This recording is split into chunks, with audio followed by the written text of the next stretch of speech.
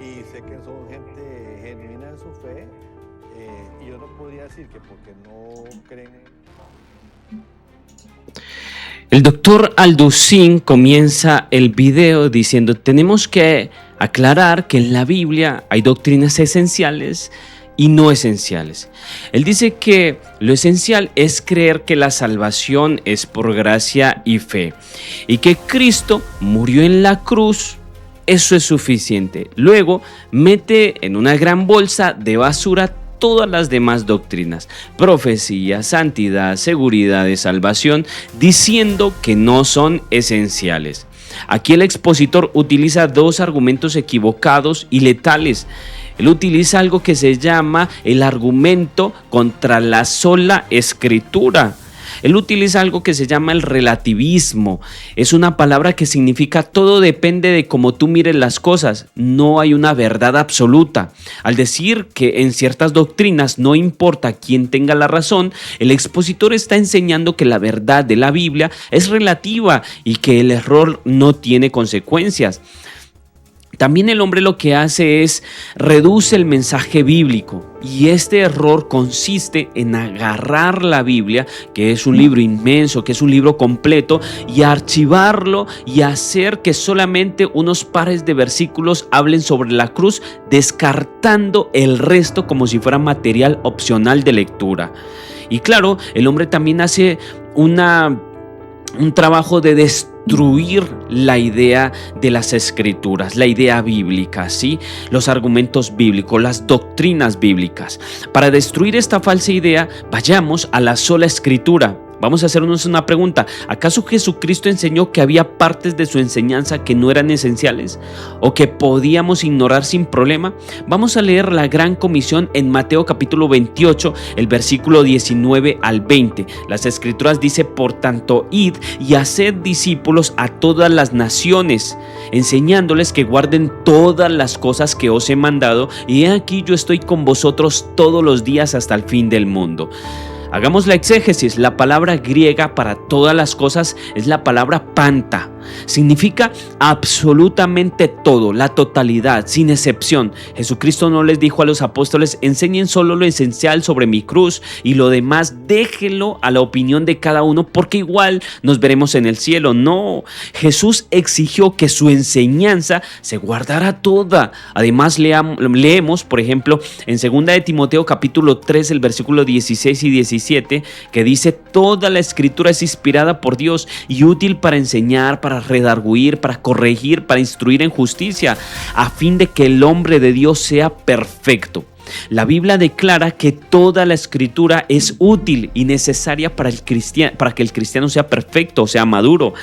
Clasificar la Biblia por pedazos importantes y otros secundarios es un atrevimiento humano.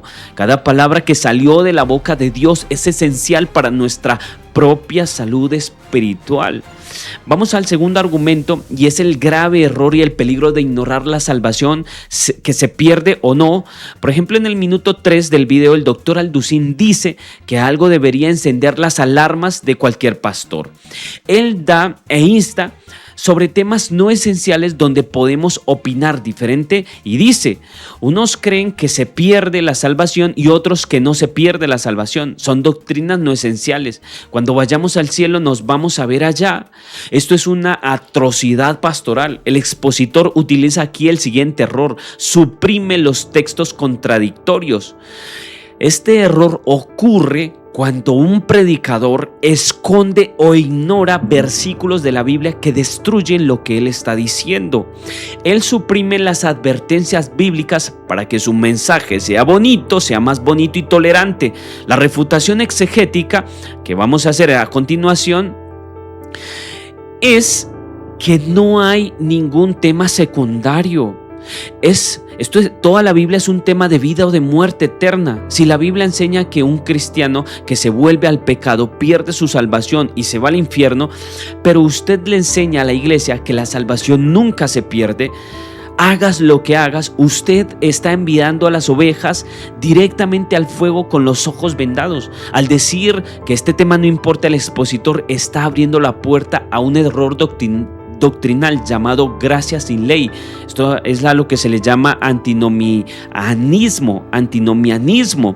Esta es una palabra técnica que significa estar en contra de la ley. Es la falsa enseñanza de que como somos salvos por la gracia, ya no importa que pecamos por la gracia, porque la gracia cubre lo que nosotros hagamos. Vamos a dejar que solamente la Escritura hable con poder y terror, que eso es muy importante.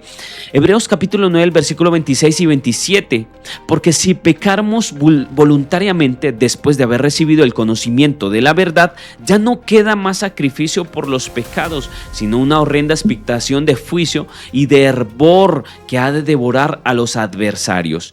Y leemos en 2 de Pedro capítulo 20, el versículo 21. Ciertamente, si habiéndose ellos escapados de la contaminación del mundo por el conocimiento del Señor y Salvador Jesucristo, enredándose otra vez en ellas, o sea, en el mundo, son vencidos, su postrer estado viene a ser peor que el primero.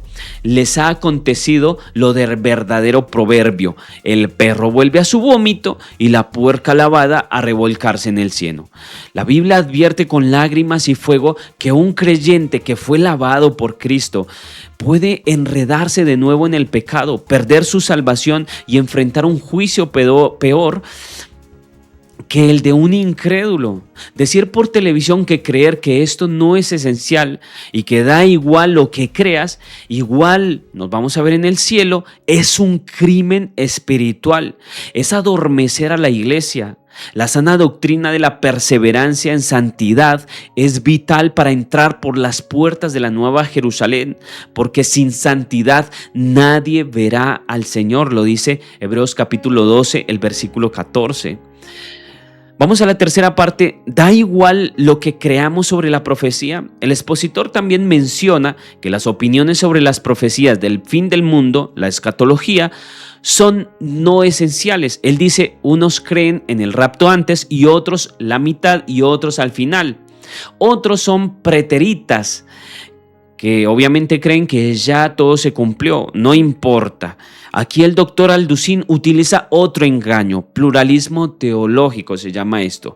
El pluralismo es la idea falsa de que todas las opiniones son válidas y que todos nos llevan al mismo lugar.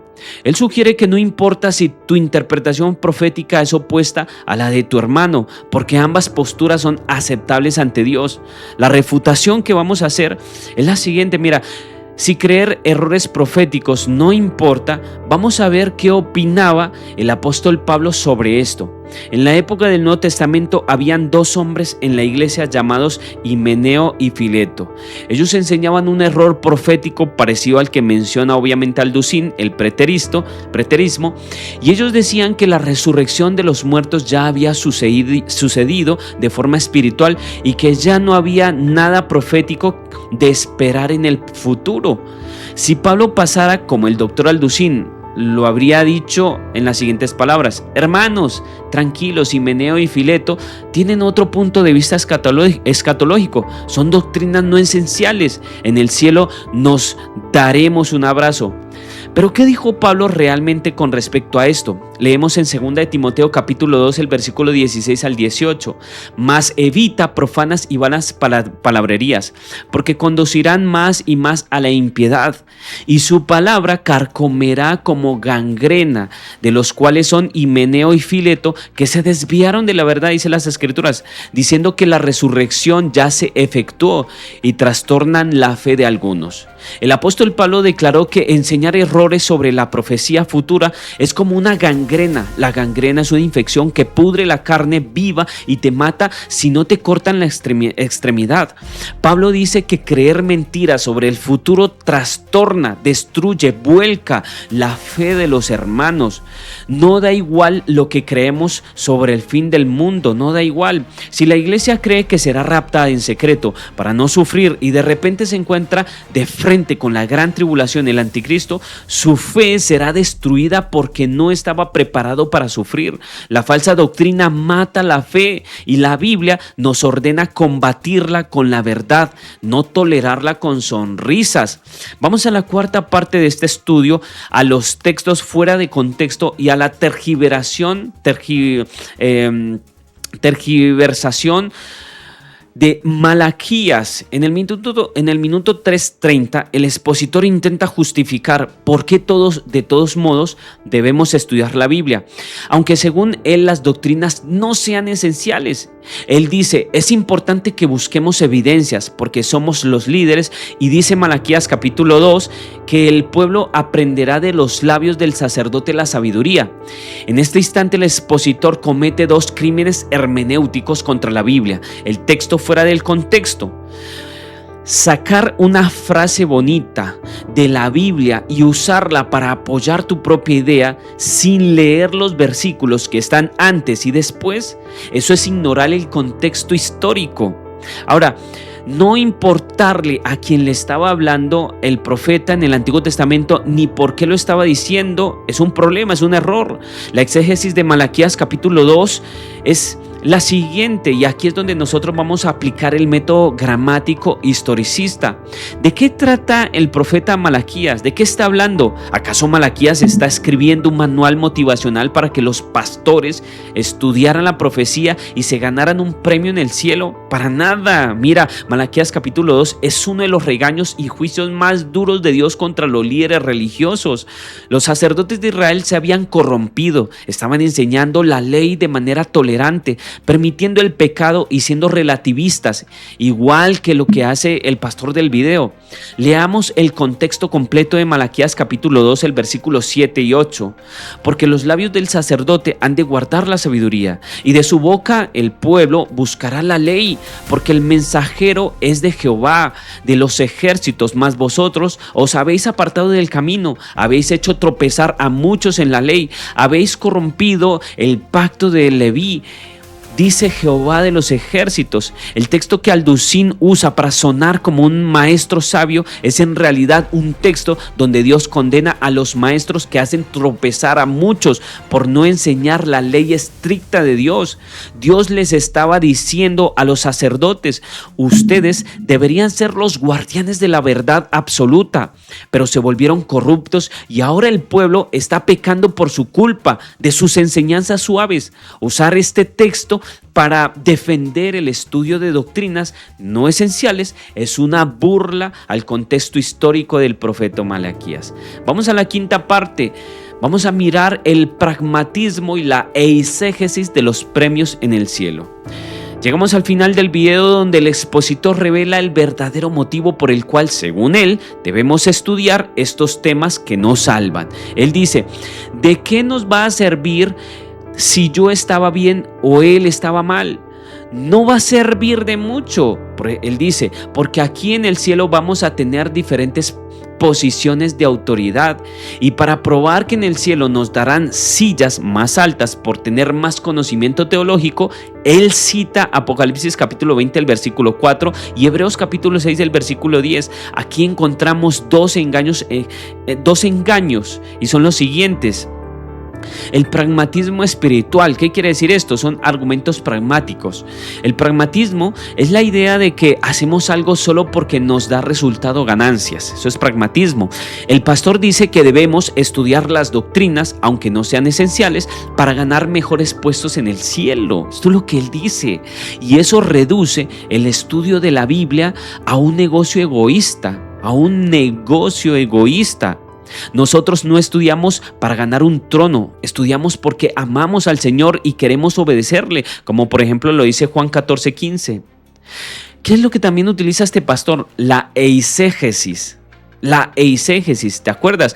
Eisegesis, como lo hemos venido explicando, es inventar algo y meterlo a la fuerza a la Biblia en el texto.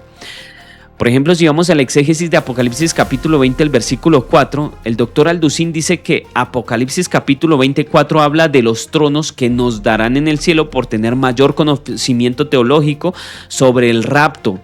Leamos exactamente lo que dice el texto. Y vi tronos y se sentaron sobre ellos los que recibieron la facultad de juzgar, y vi las almas de los decapitados por causa del testimonio de Jesús y por la palabra de Dios, los que no habían adorado a la bestia ni a su imagen y que no recibieron la marca en sus frentes ni en sus manos, y vivieron y reinaron con Cristo 1000 años. Así es que esto es muy impresionante. El texto nos dice el texto no dice en ninguna parte que esos tronos son para los teólogos que adivinaron el orden de la profecía o que acumularon conocimiento. ¿Para quiénes entonces son esos tronos? ¿Para quiénes son? Para los mártires, para las personas que fueron decapitadas, les cortaron la cabeza por predicar a Jesús, fueron muertos, para los valientes que atravesaron la gran tribulación y prefirieron morir antes que dejarse poner la marca de la bestia. Es el colmo, mira, es una ironía. El expositor dice que la iglesia no va a pasar por la tribulación, pero usa un versículo que habla exclusivamente de los santos que sufrieron y murieron durante la tribulación y el reinado del anticristo.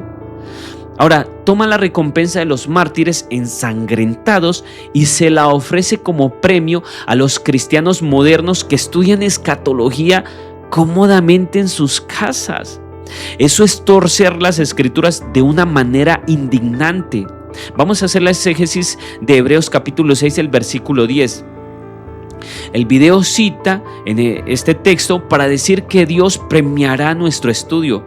Dice el texto, porque Dios no es injusto para olvidar vuestra obra y trabajo de amor. Ahora, pero si leemos el texto completo usando toda la escritura, veremos de qué obras es la que está hablando allí el apóstol. Dice las escrituras, porque Dios no es injusto para olvidar vuestra obra y el trabajo de amor que habéis mostrado hacia su nombre, habiendo servido a los santos y sirviéndoles aún. La recompensa celestial no se basa en ganar debates teológicos sobre doctrinas esenciales. Dios recompensa el amor genuino, el servicio a los hermanos necesitados, la santidad y la perseverancia en medio del sufrimiento. El galardón es para el que ama, el que obedece, el que sirve, no para el teólogo orgulloso. Vamos a la sexta parte de este estudio, el fundamento firme de la verdad y la sana doctrina, mis queridos. Mira, a lo largo del video, el doctor Alducin repite que lo único importante es la cruz y que el resto lo arreglamos en el cielo. Pero ¿qué pensaba el apóstol Pablo sobre la enseñanza en la iglesia local? Cuando Pablo escribió en Tito, a Tito, un pastor joven, no le dijo: Tito, enseña lo básico y sé tolerante con las opiniones proféticas y los que creen en la salvación y no se van a perder. Mira, leamos lo que Pablo le ordena con autoridad apostólica en Tito 2:1. Pero tú, Pablo, esto es lo que está diciendo Pablo, pero tú habla lo que está de acuerdo con la sana doctrina.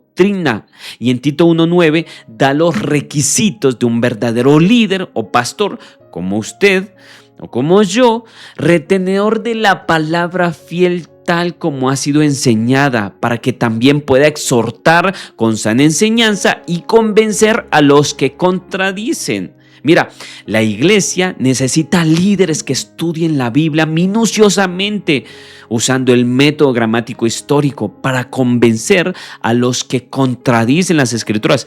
Si un hermano cree que la salvación nunca se pierde, aunque viva en pecado, que eso es gracia sin ley, nuestro deber pastoral no es darle palmaditas en la espalda y decirle: nos veremos en el cielo. Nuestro deber es sentarnos con él, abrir la Biblia y mostrarle con amor, pero con firmeza, los textos de Hebreos y también de Segunda de Pedro, y salvar su alma de la muerte antes de que se hunda en la mentira. Ni un hermano cree que Jesús no es Dios. No podemos decirle que es una doctrina secundaria. Si un hermano cree que la iglesia será sacada en un rapto espacial para no sufrir y las señales del fin se avecinan, debemos enseñarle Mateo 24, donde Cristo dice que recogerá a sus escogidos después de la tribulación, para que el hermano sea valiente y soporte la prueba. La verdad duele, confronta y corrige, pero es la única que puede hacernos libres. Juan 8:32. Vamos a orar. Eterno Dios que estás en los cielos, te agradecemos, Señor, por la vida y te pedimos que nos ayudes a estudiar minuciosamente tu palabra para que podamos encontrar salvación y vida eterna. Ruego por cada persona que vea este video para que tú le toques su corazón, le des entendimiento, sabiduría para entender la palabra, tus escrituras, y así pueda tener vida eterna. Lo rogamos en el nombre de Jesús. Amén. Mi querido, mi querida, hemos llegado al final de este video. Por favor, si te ha gustado este video, si te ha parecido interesante y has sido edificado por medio de estas enseñanzas, por favor compártelo con otras personas. También suscríbete al canal Profecías Asombrosas y permite que otras personas puedan tener este conocimiento de las Escrituras. Recuerda que siempre debemos estudiar las Escrituras bajo la lupa de la misma Escritura, solamente la Escritura, y la Escritura se interpreta a ella misma. Que Dios te bendiga, Dios te guarde, Dios te llene de muchas bendiciones. Hasta pronto.